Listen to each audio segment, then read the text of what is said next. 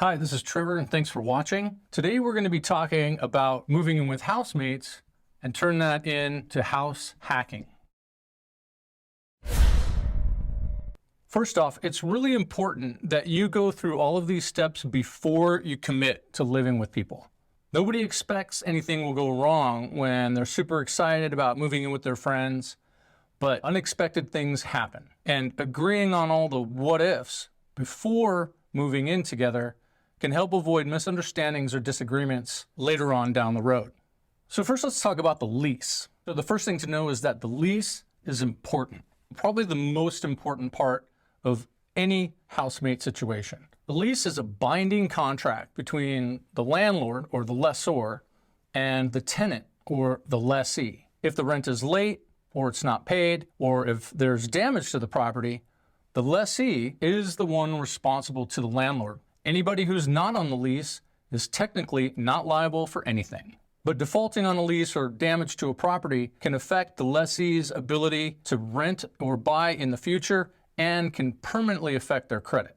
And so my first suggestion is it's important that the people who are subleasing or not on the lease with the landlord also have an agreement in writing with whoever is signing the lease. Because if things go sideways, they can go south really fast.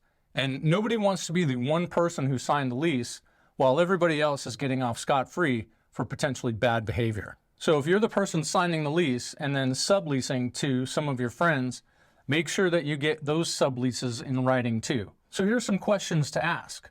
First, how long is the lease? If you're a college student and maybe you're planning on moving out after the end of spring term, then you might not want a 12-month lease that goes through August. Perhaps you only want a 9-month lease that just lasts during the school term. It's very important to pay attention to the length of the term of the lease because you're responsible for paying the rent through the end of the lease term. Next, you want to ask whose names will be on the lease. Will it just be one or two people, or will everybody living in the house be on the lease? Some landlords require that all tenants are on the lease no matter what, even if they're only living there for a month or a couple months. And there can be penalties associated with having housemates that are not on the lease. So be sure to know what is required and who is responsible. One trend that we're seeing a lot in college towns is that not only are students required to sign the lease, so they're legally obligated, but landlords are also requiring that they get a co-signer, like a parent, to also sign the lease. And that's so the landlord has recourse in case the student doesn't pay, then they can also go after the lost rent from their parents. The next question to ask is, what is the deposit? A lot of landlords require first month's rent plus last month's rent plus an additional security deposit. It's really important to know when those deposits are due. Some landlords will let you break them up over a few months, or are they due at lease signing prior to move-in? My suggestion is every housemate should be responsible for at least their share of the security deposit plus the first and last month's rent. The next thing to discuss is what happens if somebody moves out. Maybe somebody drops out of school or gets a job offer and suddenly they need to move prior to the end of the lease.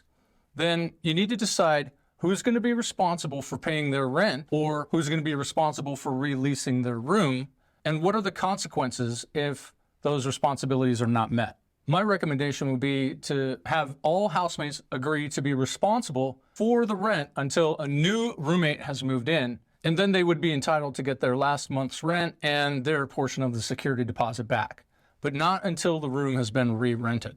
Next, what happens if one housemate isn't able to pay their rent or their utilities in any given month? Who's going to be responsible for covering their portion? Let's say one of your housemates suddenly lost their job or something else happened and suddenly they're running into financial problems and they can't cover the rent or they can't cover their utilities. There needs to be some sort of backup plan in case of emergencies, and that's something that should be talked about.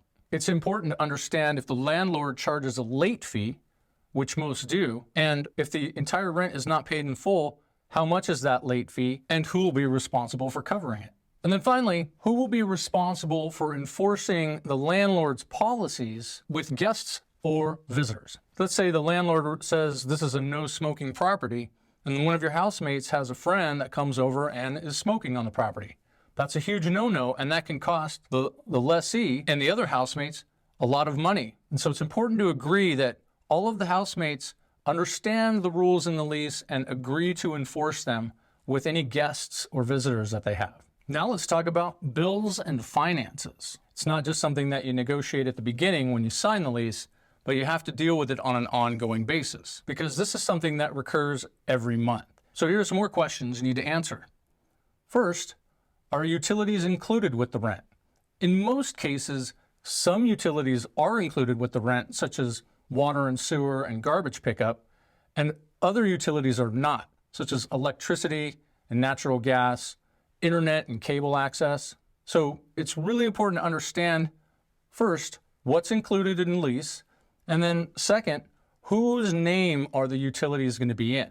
They're quite often in just one or two people's names and not in the name of all the housemates, which means that whoever's name the utilities are in, they're responsible for paying them. And then by extension, the people responsible for paying the utilities should be compensated by the other housemates a little bit for the time and energy needed to pay the bills every month and organize those finances. In my very first house hack, I had the lease in my name, I had all of the utilities in my name, and I just rented out the other rooms for a flat fee. That fee covered their portion of the rent, plus the utilities, plus a little cushion or a little extra to compensate me for handling those responsibilities and making it easier for the other people. So if you're the person handling the utilities, recognize that that's a valuable service that you are offering to your housemates, and you should be compensated for it. Another thing to discuss is what happens if one housemate doesn't utilize certain services, video streaming services or something like that? Are they going to be responsible for contributing their share to those services? This is something you're going to want to work out in advance. Another thing that's often overlooked is common household items, such as toilet paper, soap, cleaning products, and other things that are typically shared by everyone living in the house, and they're not really easy to track on a person-by-person basis. Now, my recommendation is that whoever is going to be in charge of handling the finances and the bills also be in charge of handling common household items like toilet paper, etc., and then adding a monthly fee or including it in the rent that they're charging all the other housemates. Or another way to handle it is just keep those items separate and people can just transfer money to whoever took care of that expense in any given situation. But regardless of how you handle it, it's really important that you all agree on how it's going to be handled in advance. Another financial thing to discuss is wear and tear and breakage on the property. Now, remember, anytime something breaks, whether it's a window or a paper towel holder, a light switch, or anything, that will fall on whoever's name is on the lease.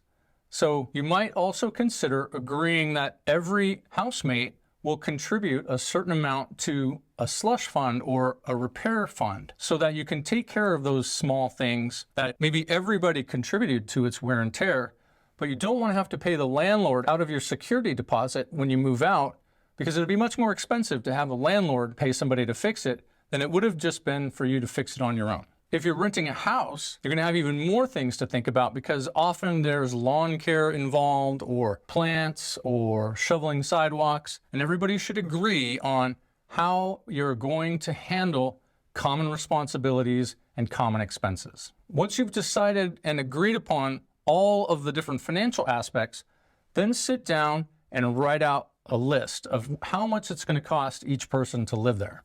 You're going to have a lot of different items to think about. Rent, renter's insurance, utilities, common items, services such as internet or cable, and then any other miscellaneous items. Make sure that everybody knows the true cost of living in the house or the apartment prior to moving in. The next important thing to agree upon is household responsibilities. It's not uncommon for some housemates to be more neat while others are a little bit more sloppy. So what will be the rule on leaving dirty dishes in the sink? What will be the rule on running the dishwasher at night or emptying the dishwasher in the morning? These are all things that housemates have to understand and agree to when planning to live together. Who will be responsible for buying communal items such as toilet paper, paper towels, cleaning supplies, and deciding what is going to be a communal item and what is not, especially in the kitchen when you have things like spices or butter or cooking oil. Are you going to keep those all separate, or are some of those things going to be shared? And then how are you going to manage buying and distributing those, especially if some people use them more than others? Another important topic is whether anybody is going to have pets. Owning a pet and bringing it into the household could often mean that there's an additional pet rent that needs to be paid to the landlord, a pet deposit, and then of course there's the care and responsibility of the pet. Is that something that the housemates will share? Who will pick up after a dog when it goes outside? Or who will clean the litter box for a cat? And how often? You want to make sure that you all understand what the routine and what the responsibilities are going to be before you move in together. The next category of things to discuss is decorating and furnishing. This might sound a little bit silly, but let me tell you a story. I once had a housemate who was a huge fan of collecting exotic import beers. But unfortunately, that hobby ended up as a collection of empty beer bottles being lined up on the shelves in the living room. And as much as one would try and clean those beer bottles out, eventually our living room smelled like a dirty recycling bin. There was a lot of pushback from the other housemates asking the beer collector to take them down because they smelled, wasn't classy, and nobody liked it except for the collector. It turned into a huge source of conflict to the point where eventually some of the housemates smashed some of those beer bottles and the beer collector was distraught. As you can imagine, it caused a little bit of drama in the house. But had we agreed that empty beer bottles wouldn't be allowed on the shelves and they go in the recycling, probably could have avoided that problem. It's also important to talk about furnishings. Presumably, some or all of the housemates are going to bring some furniture to the house. What is going to be common furniture? What is going to be exclusive to the owner of that furniture? And if it's shared, then what happens if there's damage or wear and tear? Everybody needs to understand that communal property is going to get more wear and more use than property that's not shared. But if something happens, there should be a plan to address it. This next category is probably the one that takes friends to enemies because it didn't talk about it in advance. What kind of lifestyle and social life do each of you live?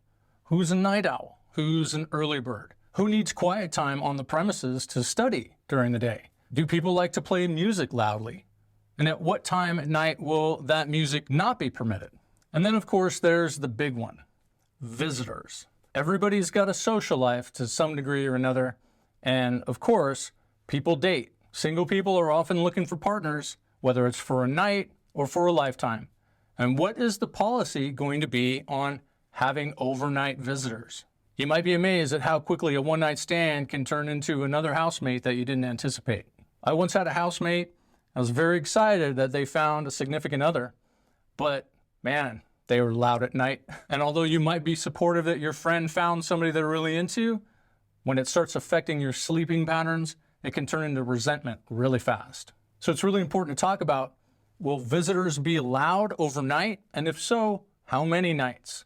Or which particular nights? Maybe it's just on the weekends, but not on school nights. Some landlords will stipulate that tenants can only have visitors for 48 hours at the most before whoever's visiting needs to be considered another tenant. And then their name needs to be added to the lease. So just make sure you agree on what the social boundaries are going to be, what the visiting rules are going to be, and everybody's got to adhere to them. You're never going to be able to come up with all the different elements of people's lifestyles that you address in advance because there's going to be little things and big things. Who uses an alarm clock? Who hits the snooze button for an hour? And how is that going to affect the other housemates? Will you host parties? Or what if one or two of the housemates are hosting a party? Who's going to be responsible for monitoring the guests? Who's going to be responsible for cleaning up? And who's going to be responsible for damage that could get caused during those parties? Do you share a bathroom? If you're sharing a bathroom, you might want to talk about whether or not the seat stays up or down. We all know the right answer, but it's important that you have an understanding with your housemates. Who takes long showers? How big is the hot water heater? Do you have unlimited hot water, or does everybody need to compete for one hot water tank every morning? What's going to be your policy on substances in the house? Alcohol, legal drugs, illegal drugs? Which of those are specifically mentioned in the lease? And what will be the consequences of breaking the rules that you decide upon amongst yourselves, and how will that be handled? And then finally, and probably most importantly, is communication. When things do come up, and they inevitably will, how are you going to communicate about it? I recommend against leaving anonymous notes or leaving nasty messages on a whiteboard in the kitchen. Perhaps you have an agreed upon house meeting once or twice a month, where you all make an effort to sit down at the dinner table together, share a meal, and casually and constructively talk about things that are or are not working. Regardless, establish a protocol for communicating with each other in a healthy and constructive way.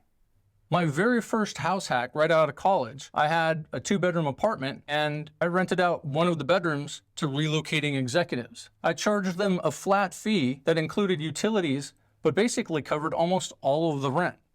They only had to write 1 check per month. They were never home, so it was a great roommate situation, and I had the majority of my rent paid for. They thought it was a great deal. I thought it was a great deal. And it wasn't until decades later that I realized I was house hacking. Okay, so let's recap and go through the steps that you need to take to have a successful living situation with your future housemates. First, write down or download a list of all the topics that you want to discuss prior to moving in together. I'll put some links with some sample checklists down below so you're organized and nothing gets overlooked or forgotten. Next, sit down with your future housemates before moving in together and have this conversation. And remember, be honest with yourself and with others. Everyone needs to be, because you can't really hide your true self from the people who live with you. They're going to find out eventually. Be honest about who you are, what your needs are, what your sensitivities are, and go from there. Then have everybody come to an agreement and put those agreements in writing, and everybody signs them. This will become the basis for your house rules. And I highly recommend putting those house rules up in the house so people don't forget. It'll relieve a lot of stress or anxiety because you'll already have a track record of addressing issues in advance and working together to live in peace and harmony. Please don't forget to like, subscribe, all that, and definitely share this with your friends or whoever might need it. This is Trevor. Thanks for watching.